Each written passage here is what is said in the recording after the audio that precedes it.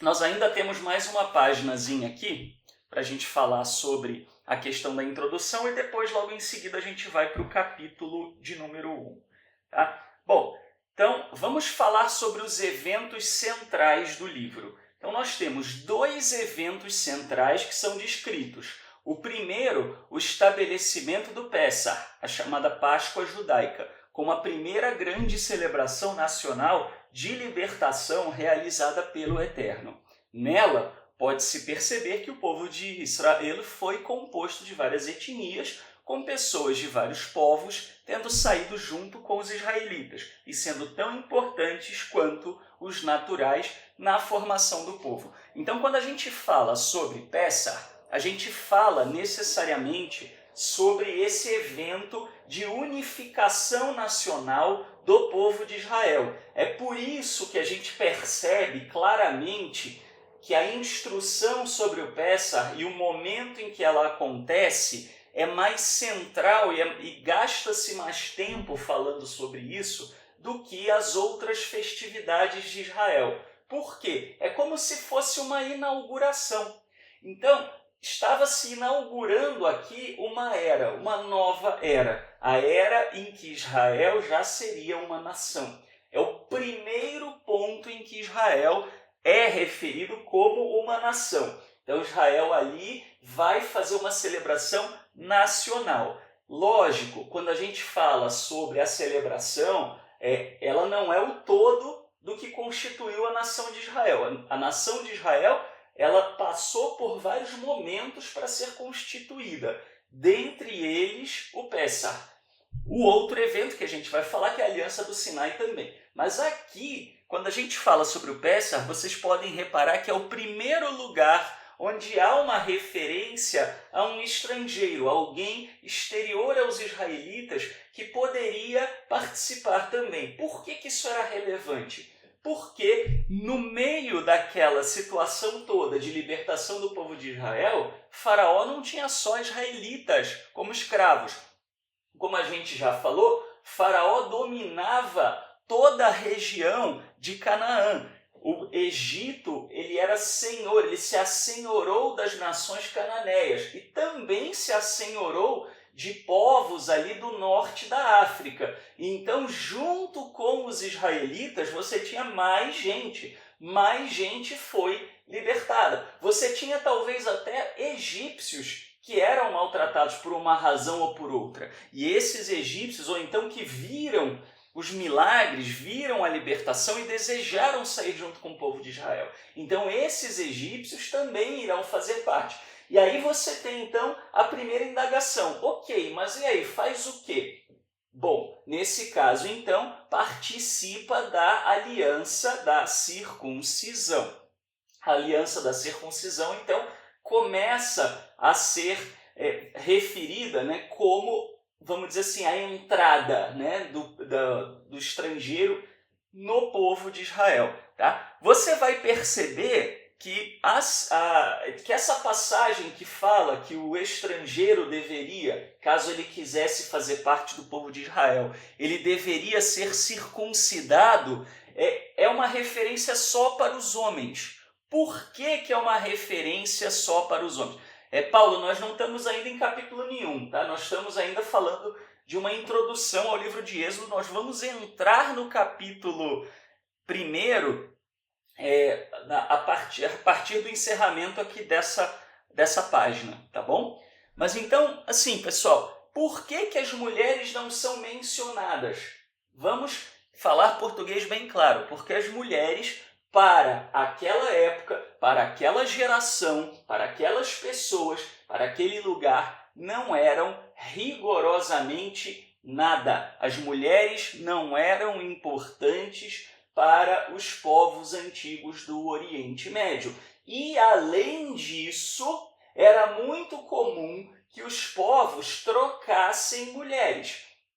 Quando você vê, então, aquela ideia lá da Diná, que a gente vai ver no livro de Gênesis, dela ter sido forçada, você percebe nitidamente que chega o pai de Shechem e o que ele fala? Ele fala, não, fiquem aqui conosco, vocês vão dar suas filhas em casamento para a gente dá as nossas para vocês.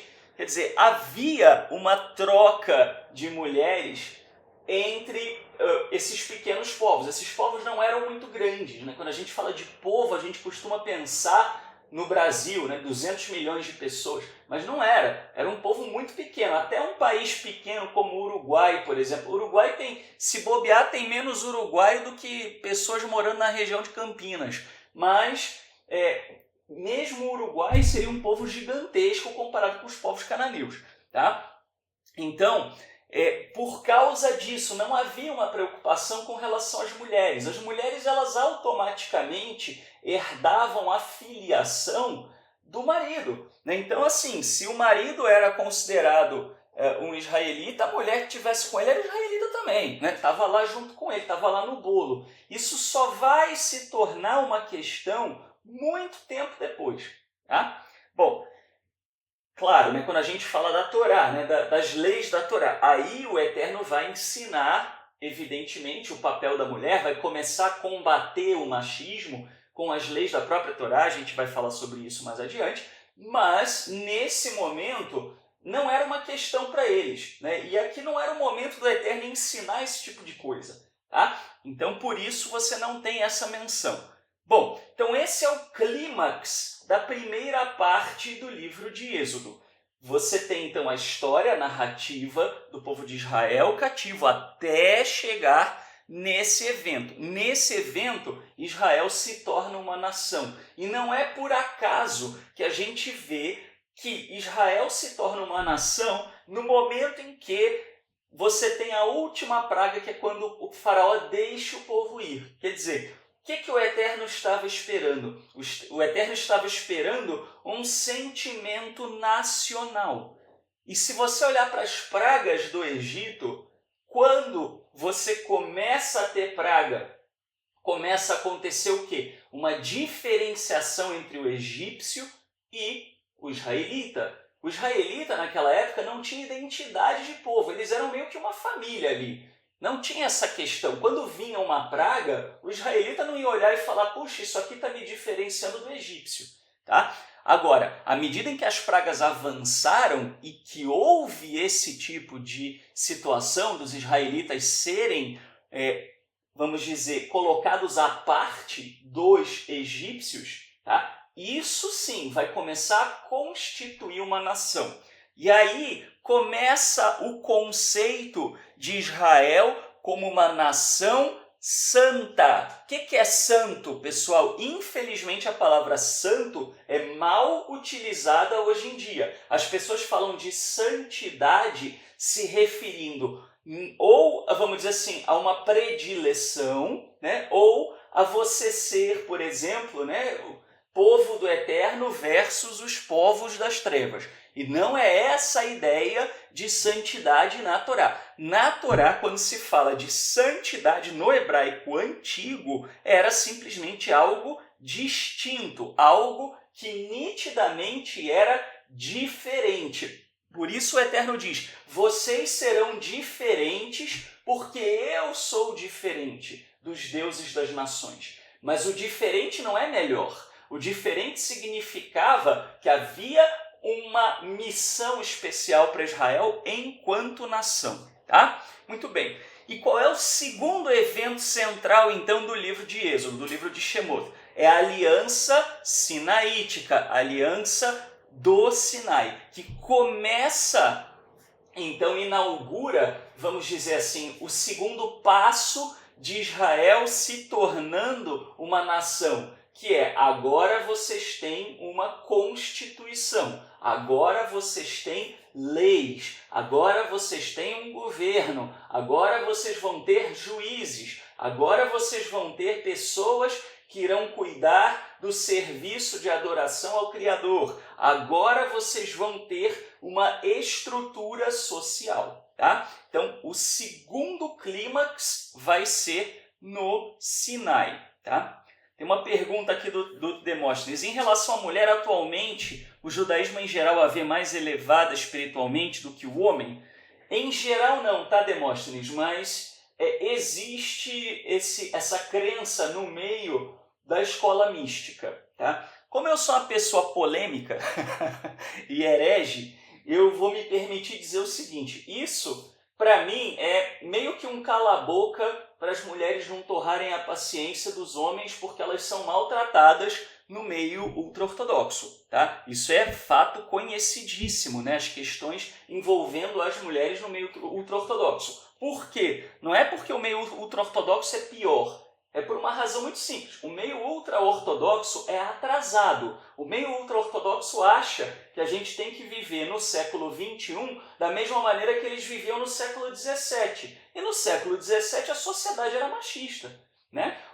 Vamos dizer assim, o equilíbrio ele vem acontecendo na humanidade de muito pouco tempo para cá. Se você falar de século XIX, mulher não votava, né? Então, é meio que assim, não, tá, vocês são superiores, viu? Então é por isso aqui que vocês têm que ficar caladas e não vão fazer nada e a gente aqui fica numa boa. Na minha opinião, isso é mais um cala-boca do que qualquer outra coisa, né? As mulheres ficam lá felizes da vida, igual quando você ganha uma promoção do seu chefe, né? Seu chefe chega e fala assim, Ruth, você vai receber uma promoção. Ah, legal, você vai ser agora gerente da empresa. Bacana, que legal. Só que você vai ter que chegar uma hora mais cedo e vai sair uma hora mais tarde. Não, tudo bem, claro, responsabilidade. E o salário? Não, o salário é o mesmo, né?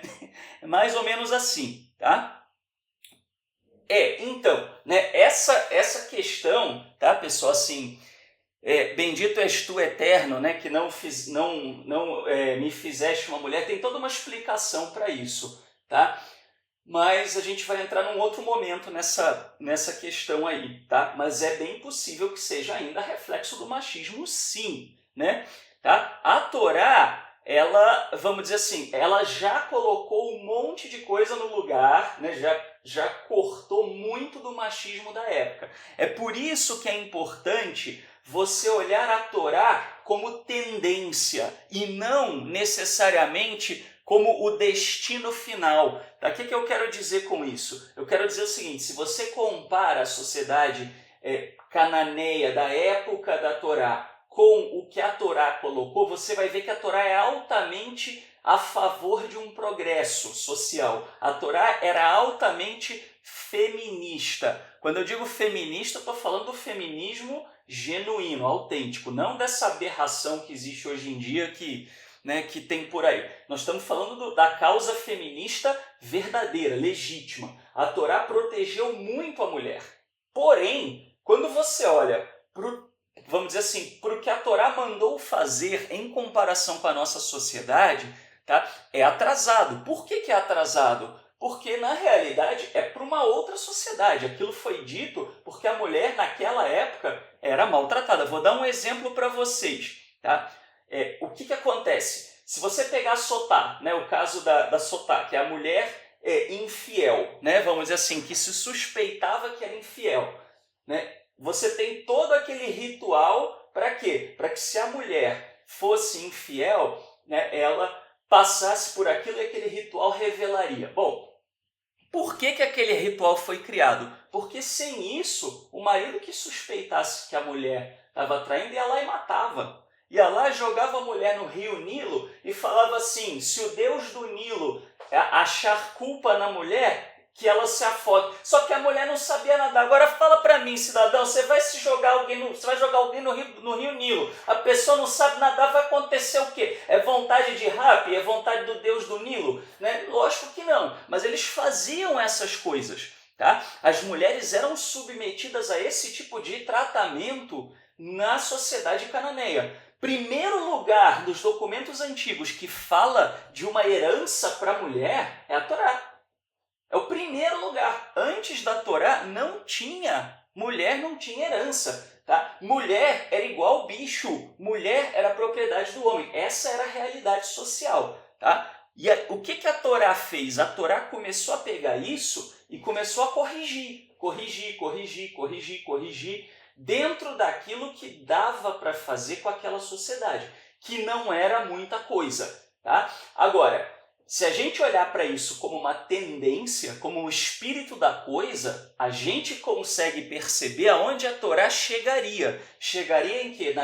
no equilíbrio entre os sexos. Agora, se você olhar só para a solução que a Torá deu lá atrás e trouxer para a nossa sociedade, né, você vai acabar tendo a ideia oposta, você vai acabar achando a Torá machista, mas não é. É falta de entendimento de como a Torá deve ser lida.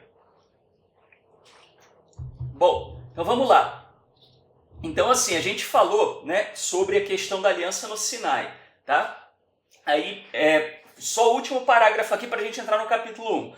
Não é exagero dizer que o livro é o mais importante da Torá. Então o livro de Êxodo, pessoal, Shemot, é o mais importante. Tá? Não que outros livros não sejam importantes, todos os livros da Torá são importantes, mas talvez o Êxodo seja o mais importante porque é o Êxodo que mostra de onde Israel veio, para onde Israel se dirigiu e como Israel se tornou uma nação. Tá?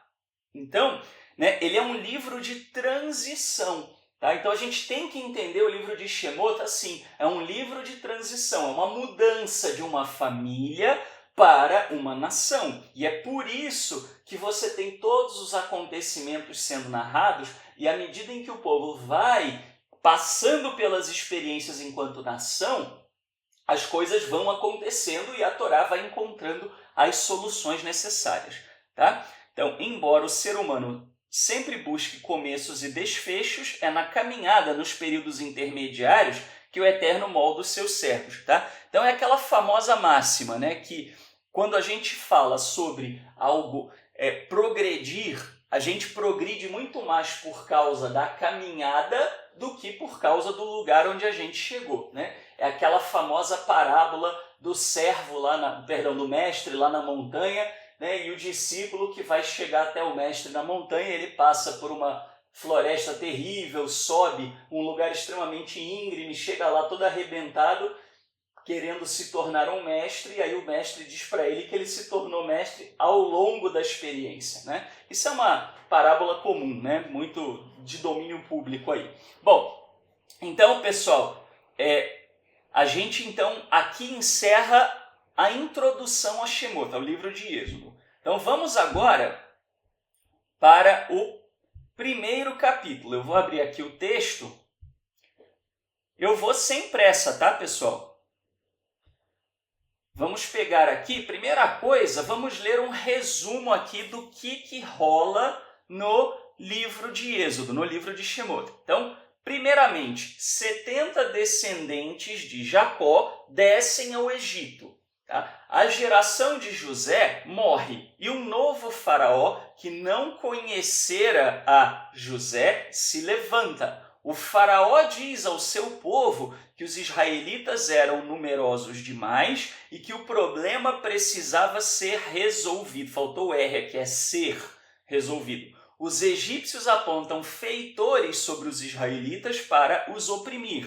Os israelitas edificam as cidades de Pitom e Ramsés e se tornam ainda mais numerosos. Faraó tenta fazer com que as parteiras matem os filhos homens dos israelitas, mas as parteiras se recusam a fazê-lo por temerem o Eterno. O Eterno, em contrapartida, abençoa as parteiras. Faraó então manda lançar os filhos homens dos israelitas no rio. Muito bem. Então, vamos lendo e à medida que a gente vai lendo, a gente vai então comentar. Eis os nomes dos filhos de Israel que entraram no Egito com Jacó. Cada qual entrou com sua família. Ruben, Simeão, Levi, Judá, Issacar, Zabulon, Benjamim, Dan, Neftali, Gad e Asher. Os descendentes de Jacó eram ao todo 70 pessoas. José, porém, já estava no Egito. Muito bem. Primeira coisa aqui, o que significa 70? Tá? É dito que 70 pessoas desceram ao Egito. 70 almas, se for considerar o hebraico original. Tá? Por que alma? Nefesh, nesse caso aqui, é um sinônimo para ser vivo, tá? Para viventes. E frequentemente é utilizado quando você se refere a mulheres e homens e crianças. Tá? Então é uma maneira inclusiva de você falar sobre todo mundo que foi. Em alguns outros casos, Nefesh também é usada para todos os seres vivos. tá? Com exceção das plantas, bactérias, fungos, etc., que não eram considerados com essa definição de nefesh, né? Eles são considerados seres vivos porque a definição ocidental de ser vivo é diferente, né? Mas para eles lá, nefesh é algo que se move, algo que se movimenta, algo que tem essa capacidade de ser autônomo, né? Bom, então as 70 almas, né? Isso, bem que a Patrícia colocou, tá? Esse número 70 não é por acaso, não é que você tinha exatamente 70 e não 71 e não 69. Tá? Os semitas, eles costumavam dar uma ordem de grandeza e um símbolo. Tá? Era a maneira como eles se referiam aos números. Podia ser 70, pode ser. E podia ser que não fosse exatamente 70, fosse 69, 68, 75, 72. Por que se coloca o número 70? O número 70 se coloca por quê? Porque 7 na cultura semita é uma totalidade, é um ciclo de tempo. Tá? Principalmente, na verdade, 7 não é só usado para tempo, mas é usado para uma totalidade. Tá? Vem daí, né, vamos dizer, o número 7, a representação do número 7 na cultura semita, tem duas possíveis origens e a gente não tem certeza de qual delas. Uma é das fases da Lua. Né? As fases da Lua têm aproximadamente 7 dias cada uma. E a outra são os astros que são visíveis no céu. Porque além, obviamente, né, das estrelas pequenas, você consegue ver a olho nu 7 astros, contando o Sol, a Lua e mais 5 planetas que são visíveis a partir do nosso céu, né? Bom, claro, nós estamos falando aqui de visível num lugar sem poluição, sem luz elétrica, né? Se você já foi lá para a roça e olhou para cima, você consegue entender do que eu estou falando, né? Agora, aqui em São Paulo, você não vai ver nada. A única coisa que você vai ver é nuvem, né? E agradeça aos céus se você vir a lua. Né? Nós vamos falar do 75 daqui a pouquinho, tá?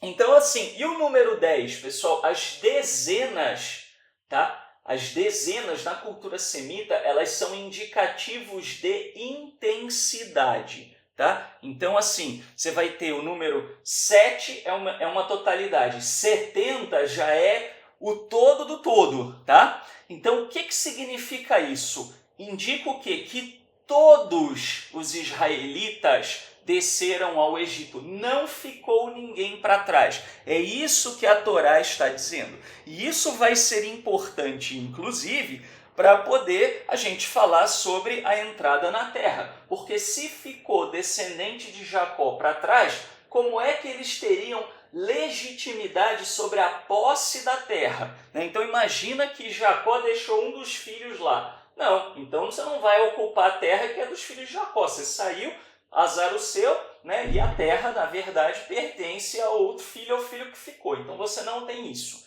Tá? Então todos. E o número indica que aquela geração inteira esteve no Egito. Tá? O número ele não está falando só de uma totalidade numérica de pessoas, mas também tem uma ideia de ciclo. Quer dizer, aqui se encerrou o ciclo dos patriarcas. Tá? Seria assim que um semita, ouvindo essa história, ele entenderia. Assim se encerraram as histórias, as sagas dos nossos patriarcas, com todo mundo indo para o Egito. É assim que eles entenderiam esse texto. Tá? Bom, vamos falar então agora sobre a Septuaginta versus o texto massorético. Bem, para os cristãos isso é delicado. Né? Por que para os cristãos é delicado?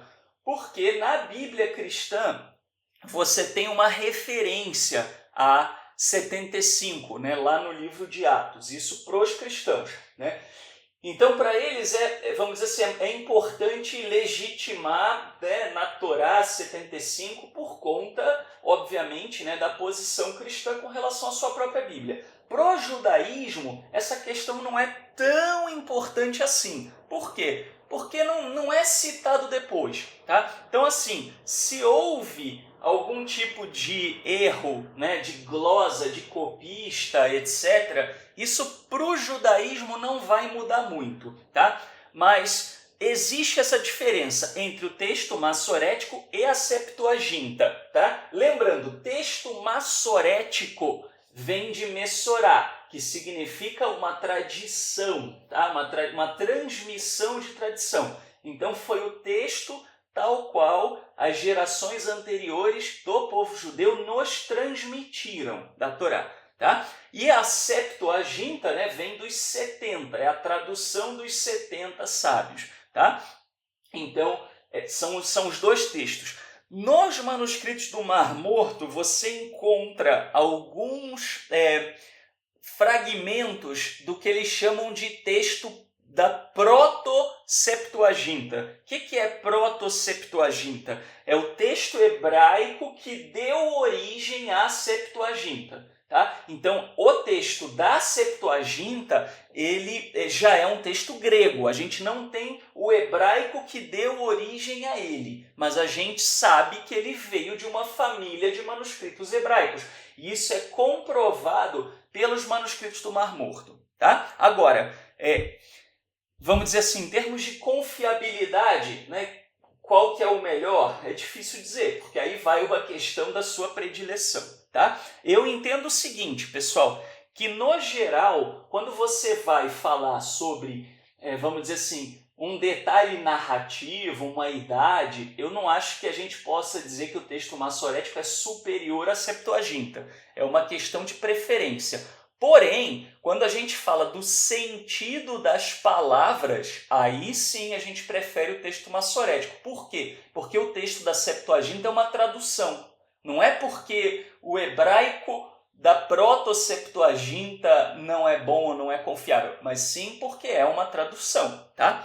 Por que você tem diferenças entre os dois? Deixa eu só aqui acender a luz que tá ficando escuro aqui, né?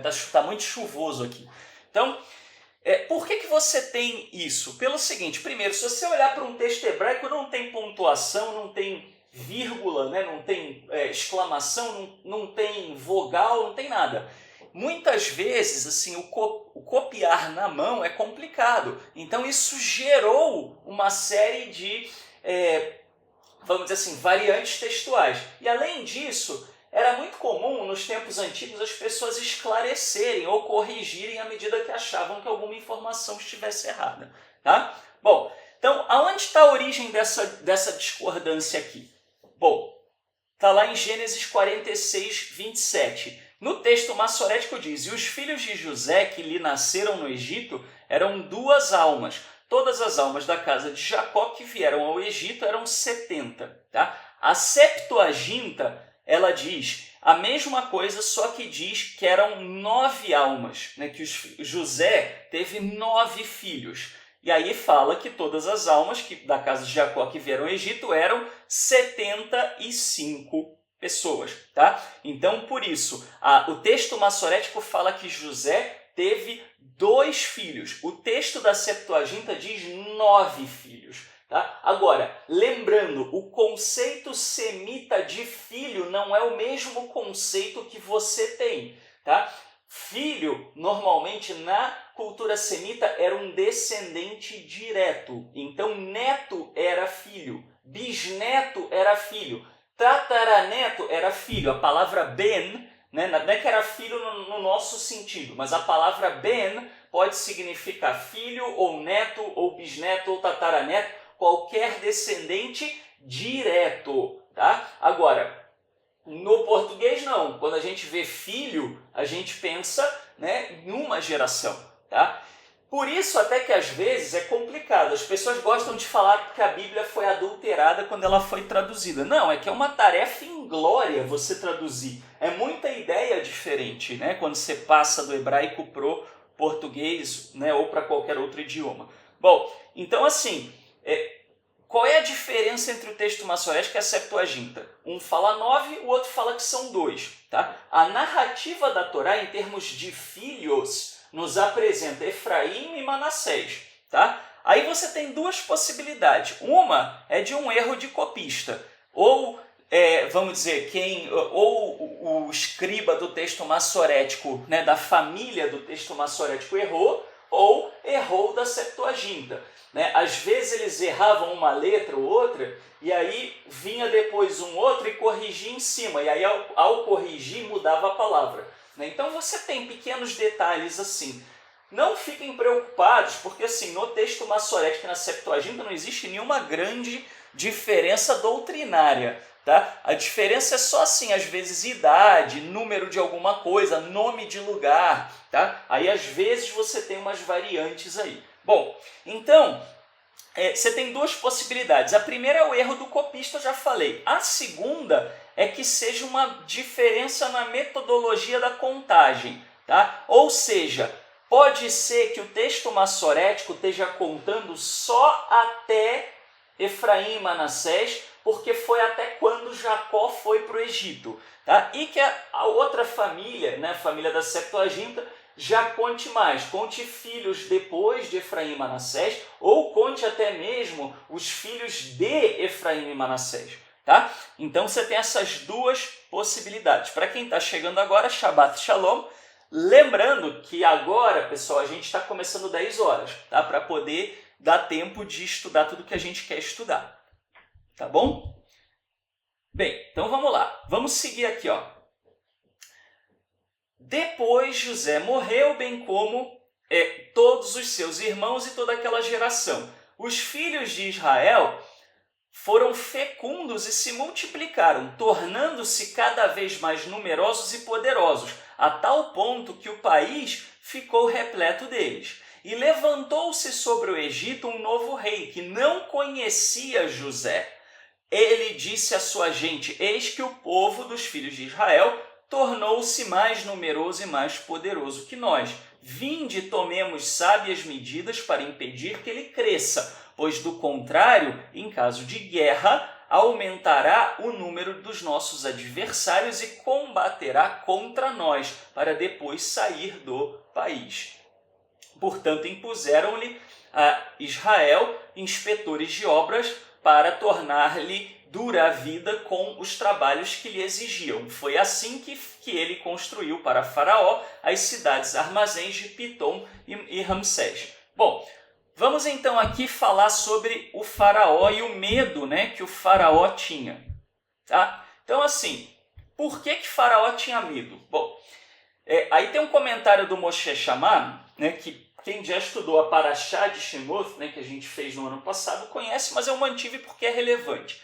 Alguns conjecturam que a sua frase expresse temor de que os israelitas, presumivelmente um recurso econômico valioso, deixaria a terra para voltar para seu próprio país. Então tem alguns exegetas que acham que o medo era de perder a mão de obra barata. Tá? Contudo, apesar de sua origem asiática, como os israelitas não tinham ainda sido escravizados e tinham vivido no Egito por um período longo de tempo, proliferando e tendo tomado, por que seriam suspeitos de desejarem sair? Então, essa é a pergunta que o Moshe Shammah faz. Por que então que eles tinham medo se os israelitas tinham ido lá de vontade própria? Né? Quer dizer, eles não foram capturados. Por que ele está falando isso? Porque as nações cananeias tinham sido capturadas pelos egípcios. Os egípcios eram senhores de toda a região de Canaã.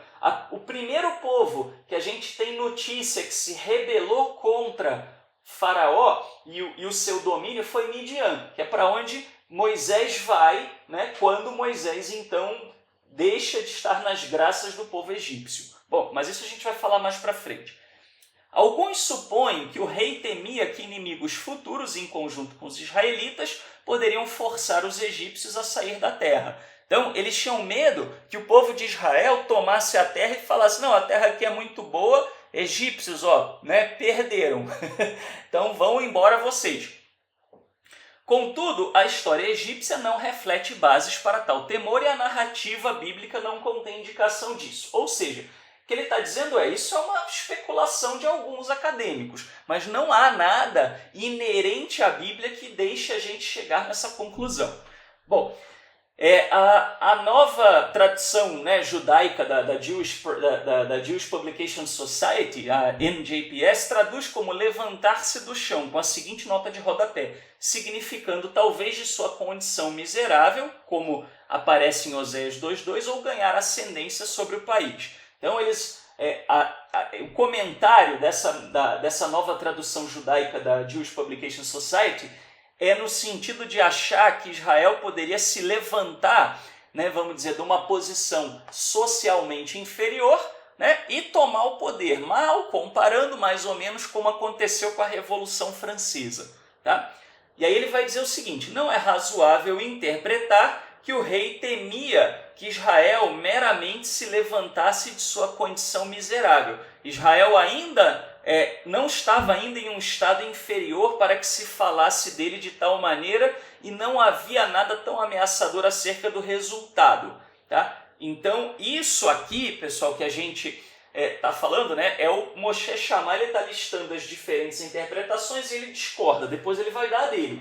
Ele discorda, então, de que pudesse ser um temor dessa natureza, porque os israelitas não estavam ainda numa situação socialmente inferior. Tá? Para quem está chegando agora, Shabbat Shalom, nós estamos começando às 10 horas, para poder dar tempo de estudar tudo, tá bom? Mas fiquem aí, vocês não vão perder, porque depois a gente vai colocar a gravação, vocês vão poder pegar os minutinhos iniciais. Bom, sejam todos bem-vindos. Contudo, continua Moshe Shammai, ganhar ascendência sobre o país se encaixa bem no contexto. Em Oséias 2:2, o único atestado dessa frase nas Escrituras diz: o povo de Judá e o povo de Israel se juntarão e apontarão um cabeça sobre eles e se levantarão do chão.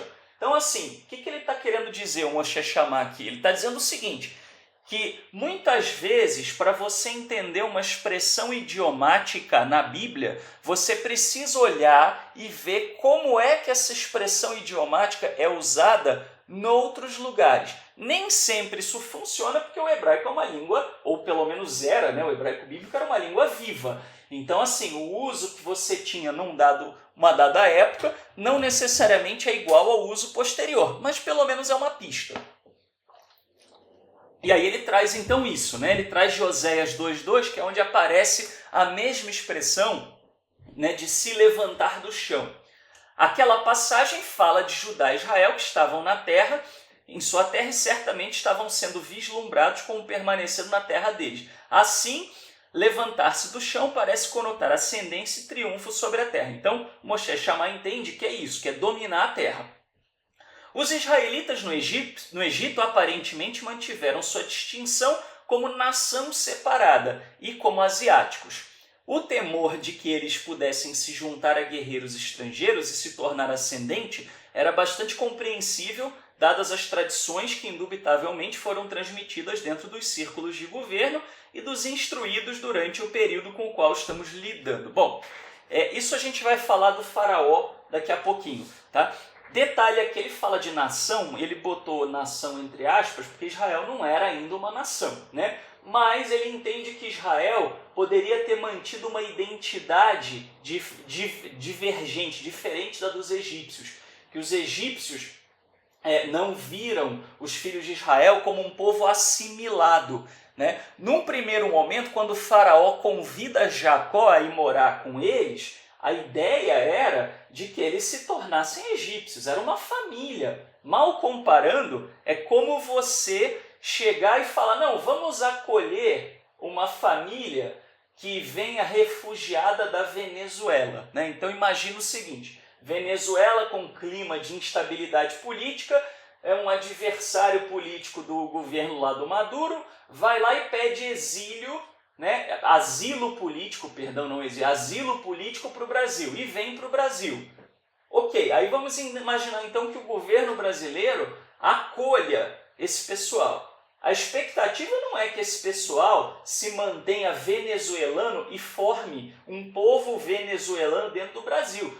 A expectativa é que eles se tornem brasileiros e que os seus descendentes nasçam no Brasil, misturem-se com os brasileiros, etc. Então essa era a expectativa dos egípcios, né? Era a expectativa de Faraó. Ele não imaginava que Israel pudesse se manter à parte, né? Mas de alguma maneira Israel se manteve com uma diferença. Então é disso que o Moshe Shammah está falando.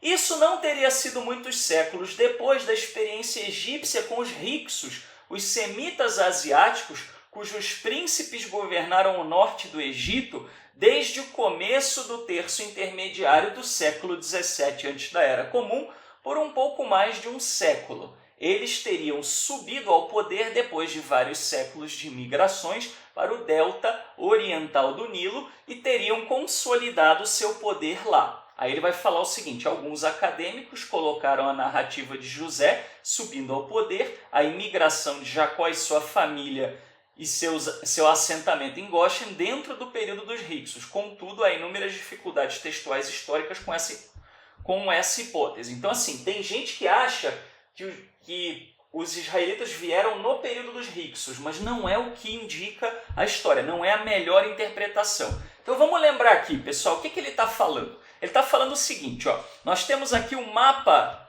do Egito, tá? Então para lá você vai ter o Oriente Médio, tá? Para cá você vai ter o delta, né? O delta, lembra da letra grega delta? É um triângulo. Então o delta do Nilo é esta região aqui. Olha como ela é em comparação com o resto. Dá para perceber por que essa é uma terra privilegiada e premiada, né?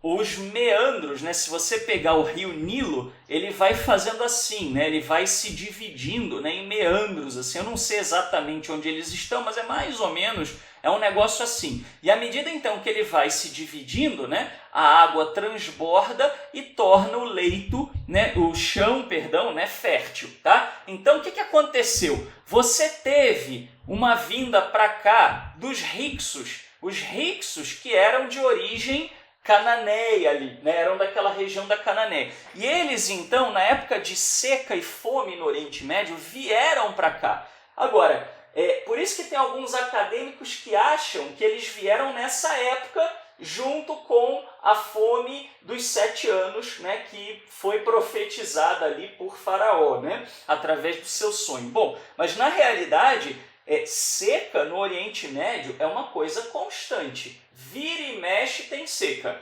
Então, não necessariamente é algo dessa natureza, tá? Agora, muito provavelmente é por isso que o faraó tinha medo, tá? Não era nenhuma novidade para os egípcios que povos vindos de outras regiões dominassem essa região do delta do Nilo. E eles ficaram cerca de um século dominados pelos hicsos, por esses povos semitas. Salvo engano até, tem um documento egípcio, salvo engano, que fala de um hicso chamado Jacó, Yaakov. Por quê? Yaakov era um nome comum, né? Jacó era um nome comum, não era só um nome necessariamente israelita, né? Lembrem-se que os nossos pais foram sumérios, viveram na região de Canaã, etc. Mas então você tem os hicsos, eles dominaram os egípcios.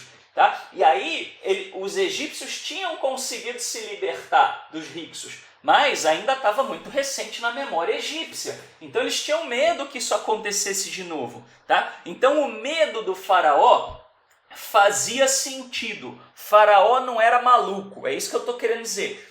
Tudo bem, pode ser que os israelitas não fossem fazer isso, não fossem se juntar com os hicsos para poder dominar o Egito. Mas o medo de Faraó era justificável, era compreensível. Faraó não era um piradão, é isso que eu estou falando, tá? Muito bem. Que Faraó era esse? Vamos entender aqui, tá? Pela região, tá? A gente sabe isso, vocês vão encontrar numa obra chamada Ancient Records of Egypt, que era o mais provável era que fosse esse faraó, Tutmosé II. Tá? Uma pergunta aqui do Paulo, mas Shaul, os israelitas de certo modo estavam guardando aquela área para os egípcios habitando lá, e sendo um povo de paz, não havia motivo de temer. Olha, Paulo, eu consigo entender o que você está falando, né? Mas assim, veja, uma coisa é se eles iam fazer guerra com o Egito. Outra coisa é o que o faraó podia pensar. Entende o que eu quero dizer? Então, assim, precedente existia. O faraó não estava maluco, entendeu? Agora, se ele tinha razão ou não, né, aí já é outro papo. Mas não vamos nos esquecer do episódio de Diná, né, do que fizeram, né, Shimon, Simeão e Levi. Né? Eles foram lá e arregaçaram o povo inteiro por conta do que aconteceu com Diná. Era justificável? Claro que era justificável. Né? Mas também não vamos nos esquecer que eles venderam Yosef para o Egito. Então, assim, a gente não pode também dizer que eles eram santos. Né? Mas tinha um histórico. Mas pode ser que os egípcios nem soubessem disso. Tá? Só que, assim, a memória recente com os Hyksos dava um certo mal-estar para os egípcios, porque os Hyksos, quando chegaram, eles vieram imigrando, eles não vieram todos juntos de uma vez, eles vieram aos poucos, né, em ondas migratórias. Num dado momento, eles se tornaram numerosos, foram lá, tomaram o poder. Tá? Eles tinham medo que os israelitas fizessem isso, tanto que Faraó fala justamente disso, do povo ficar muito grande, que foi o que aconteceu com os Hyksos, né? Tá? Então, assim, tinha, né, esse receio. É verdade, né? O Bruno está lembrando aqui que aconteceu isso na Alemanha. Né? Hitler, no discurso dele, ele fala isso. Né? Inclusive, Hitler, num dado momento, ele chega a dizer, eu me lembro, né, porque você já tinha televisão, né? Naquela época você já tinha filmagem, né? Então, alguma coisa você vê. E tem um discurso do Hitler que ele dizia, né, assim, se os judeus levassem a Alemanha para mais uma guerra, seria o fim dos judeus na Alemanha. Né? Bom, mas a gente sabe que no caso da Alemanha também foi um grande pretexto. Né? Por quê? Porque o povo judeu não tinha direito à terra, né, porque eles eram imigrantes, e eles então começaram a fazer atividades mais relacionadas ao quê? Aos setores secundário e terciário. Né? Então eles prestavam serviços, eles tinham pequenas fábricas, eles tinham bancos. Só que com a mudança do sistema, né, vamos dizer assim, feudal, com a industrialização da Europa, vamos dizer, as classes da burguesia, né, que eram os que viviam nos burgos, ganharam força econômica que eles não tinham antes. Né? Então, os judeus passaram de um povo, vamos dizer, pobre, né, na região onde estavam, a um povo com recursos. E aí, Hitler, que queria financiar a guerra dele, né, foi lá tomar a propriedade dos judeus. Bom, mas isso aí já estamos saindo fora. Então, vamos falar do faraó. Tá? Então, assim, a hipótese mais provável pela data e pelos indícios arqueológicos é a de que o faraó do Egito, nos tempos de Israel, esse faraó que se levantou e que estava com receio dos israelitas, fosse esse faraó chamado Tutmosé, tá? Ou Tutmosé, sei lá. Por que Tutmosé? Tutmosé, ele reinou por um período muito curto. Ele reinou por 14 anos só, e ele não deixou filho homem, ele não deixou descendente. Tá?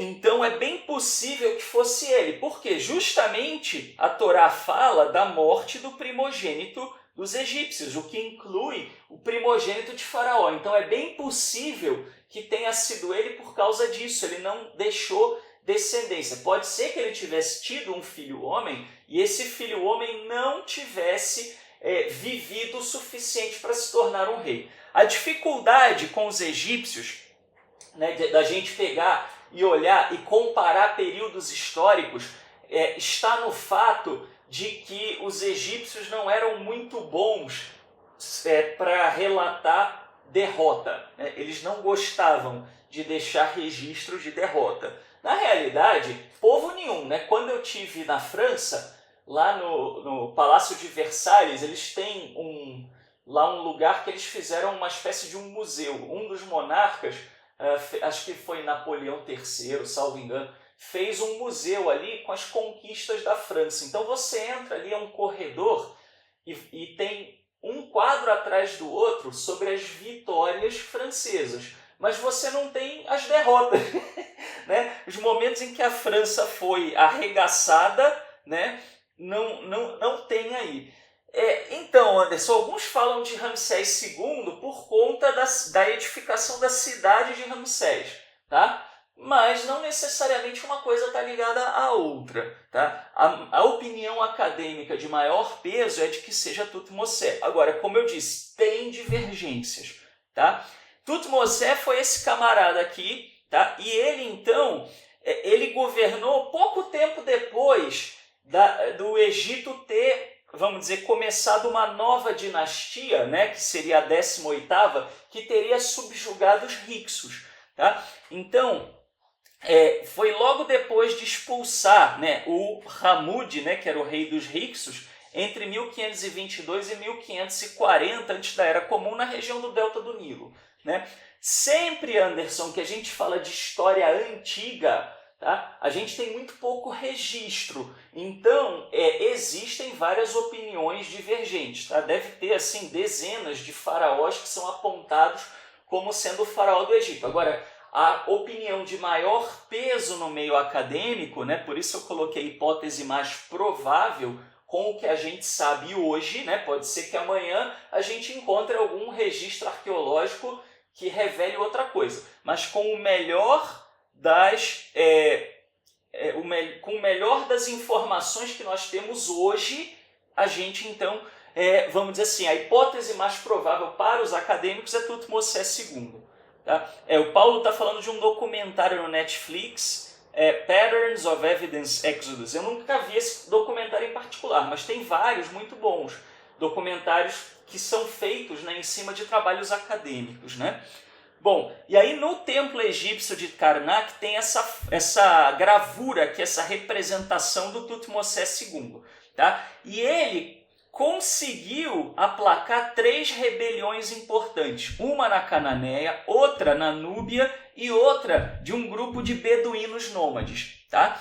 Então ele conseguiu, ao longo desses 14 anos, ele conseguiu aplacar essas guerras egípcias, tá? Esses levantes. Então, o sucesso que os generais dele, na verdade não foi ele, né? Foram os generais. Os generais dele, como tiveram esse sucesso, isso talvez explique por que ele achava que ele ia dominar Israel, né? Assim, por que Faraó foi teimoso? Tudo bem, ele foi teimoso porque ele era cabeça dura, legal, mas não era só teimosia, não era só cabeça dura, tá? Ele também já tinha tido sucesso e ele acreditava que realmente o poder, né, dos Hyksos ali naquela região que tinha sido subjugado poderia ser uma ameaça futura novamente, tá? Então, eles ainda se recordavam do período dos Hyksos, por isso que o povo aceitou. Né? Por quê? Porque o faraó poderia ter dado uma ordem, mas essa ordem não ter caído nas graças do povo egípcio, o povo egípcio se recusar a cumpri-las. Mas não foi isso que aconteceu. Né? Era muito fácil fazer os egípcios odiarem os israelitas por conta do período Hyksos. Eles lembravam dessa época. Tá? Então, como Tutmosés ele morreu sem deixar herdeiro, então a gente imagina, né, supõe que possa ter sido ele o rei egípcio que governou naquela época. Tá? Bom, e aí o que ele fez? O que Faraó fez, né, com os filhos de Israel? Bom, aí é um outro comentário do Moshe Shammah também, que eu coloquei aqui para poder juntar isso, a gente também falou no ano passado. Os egípcios faziam os filhos de Israel servirem com dureza, né? Então, com dureza seria beforer, tá? E beforer, com dureza, não é uma boa tradução, segundo Moshe Shammah, tá? Ele diz o seguinte: trabalho recente em línguas semitas do Oriente Médio, contudo, reconheceu perer, que é a raiz, né? O radical, o shoresh dessa palavra, como equivalente hebraico do acádio pirku. E pirku, o que era? Era um termo legal, era um termo jurídico com o significado de demandas injustas e não razoáveis. Em efeito, transformando homens livres à categoria de escravos. Pircu nunca era usado para escravos, pois não tinha sentido de ser dito de pessoas que já estavam escravizadas.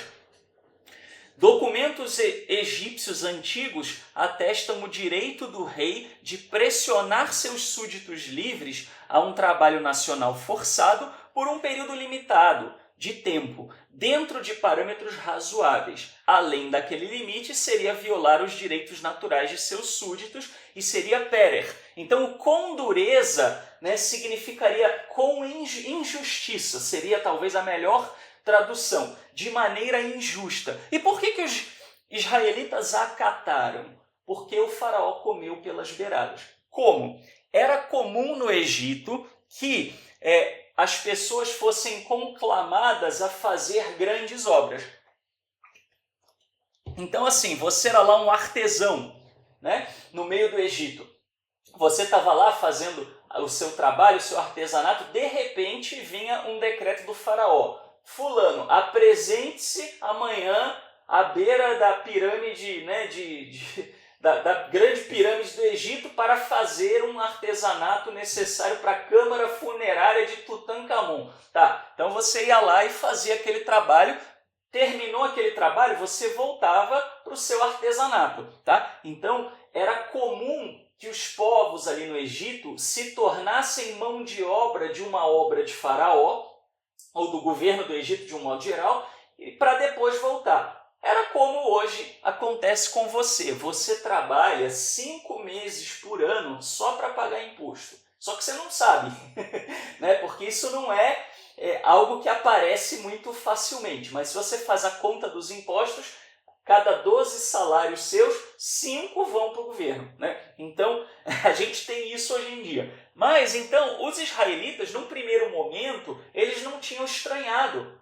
Eles não tinham achado estranho saírem das suas funções e irem trabalhar para Faraó. Tá? Então, Faraó começou a colocar coisas injustas sobre os israelitas. E aí, aos poucos, foi dominando. Aos poucos, foi escravizando. Tá? Pessoal, então, a gente vai parar esta aula de hoje aqui neste ponto.